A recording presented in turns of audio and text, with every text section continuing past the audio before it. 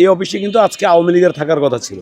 এখানে আওয়ামী লীগের হাজার হাজার নেতাকর্মীর থাকার কথা ছিল। বাক স্বাধীনতা কেড়ে নিয়ে আপনার শাসন ব্যবস্থা কায়েম করতে পারেন না। যদি কায়েম করেন, যে কোনো সময় আপনার শাসন ব্যবস্থাটা ভেঙে পড়বে। আওয়ামী লীগের গুলিস্তানের যে কেন্দ্রীয় কার্যালয়টি রয়েছে সেটি এখন শুনশান নীরবতা, যেখানে নির্বাচন আসলেই নেতাকর্মীদের মিছিল, মিটিং কিংবা হাক ডাক থাকতো, আজ সেখানে কেবলই শুনশান নীরবতা বিরাজ করছে।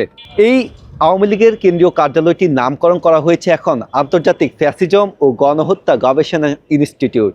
5ই আগস্ট শেখ হাসিনা সরকার পতনের পর বিক্ষুব্ধ ছাত্র জনতা এই নির্বাচনী এই অফিসটিতে, অর্থাৎ আওয়ামী লীগের যে কেন্দ্রীয় কার্যালয়টি রয়েছে, এখানে ব্যাপক ভাঙচুর এবং অগ্নিসংযোগ চালায় এবং পরবর্তীতে কয়েক দফায় এই কেন্দ্রীয় কার্যালয়টিতে ভাঙচুর করে বিক্ষুব্ধ ছাত্র জনতা। আওয়ামী লীগের যে কেন্দ্রীয় কার্যালয়টি রয়েছে সেখানে তালাবদ্ধ, নতুন একটি গেট লাগানো হয়েছে এবং নামকরণ করা হয়েছে। আগে যেই বঙ্গবন্ধু এভিনিউ ছিল সেটিকে এখন শহীদ আবরার ফাহাদ এভিনিউ নামকরণ করা হয়েছে। আমরা জানবো যারা এখানে সাধারণ মানুষ রয়েছেন এই কেন্দ্রীয় কার্যালয় নিয়ে তাদের ভাবনা কি, সেটি জানার চেষ্টা করব।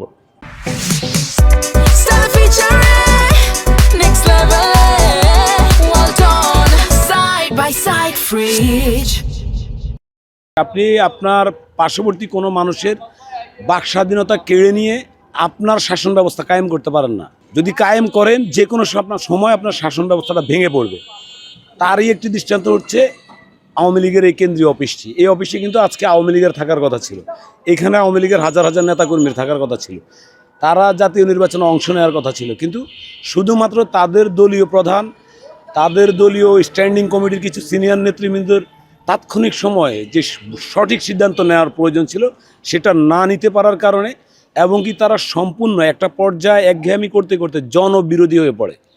তখন জনবিরোধী হতে হতে, জনগণ ক্ষিপ্ত হতে হতে যে অভ্যুত্থানটা হয়, ছাত্রদের যে অভ্যুত্থান বলা, এটা ছাত্রদের না, অল ওভার গণ অভ্যুত্থান। এটা সাধারণ জনগণের সকলের অংশগ্রহণ একটি অভ্যুত্থান ছিল। ওই অভ্যুত্থানটা হচ্ছে তারা জনগণ ব্যথিত হতে হতে একটা পর্যায়ে বিস্ফোরিত হয়েছে। ওই বিস্ফোরণের ফলে আওয়ামী লীগ বিদায় নিয়েছে। আমার মনে হয় এটা উপরওয়ালা থেকে সিদ্ধান্তটা আসছে। কারণ আপনি যখন অনেকের অধিকার কেড়ে নেবেন, তখন সৃষ্টিকর্তা আপনার অনেক কিছুর অধিকার কেড়ে নেবে। অধিকার যদি খনন করা হয়, তখন যে দলেই করুক না কেন, সে ক্ষণস্থায়ী, সে চিরস্থায়ী না। আর জোর করি কখনো মানে দেশ চালানো যায় না। তাই তারা যদি অন্যায় করিয়া থাকে, তো সেই কারণে মনে করেন যে তারা পালাইছে। আর এখন বর্তমানে বাংলাদেশের যে সরকার আছে, ডক্টর ইউনূস সাহেব উপদেষ্টা আছেন, উনি চাচ্ছেন সুস্থ একটা নির্বাচন, সেনাবাহিনীর প্রধান চাচ্ছেন সুস্থ একটা নির্বাচন। এই নির্বাচনের পরিপ্রেক্ষিতে আজকে যে দেশবাসী যে একটা উল্লাস, সুন্দর একটা সুস্থ পরিবেশে মানুষ ভোট দিতে পারছে, এটাই সবাই কামনা করছিল। আজকে তারা জনগণের আশা পূর্ণ হয়েছে। এখানে মানুষের টাকা পয়সা চিন্তা করে নিয়ে যেত, জোর করে নিয়ে যেত, মারতো, ধরতো, এই আতুর ঘরে। এখন ওটা দেখি না, এখন দেখে এখানে শান্তি। কত সুন্দর করে ইলেকশন করে ভোট দিয়ে আসলাম, এতে আমরা খুশি।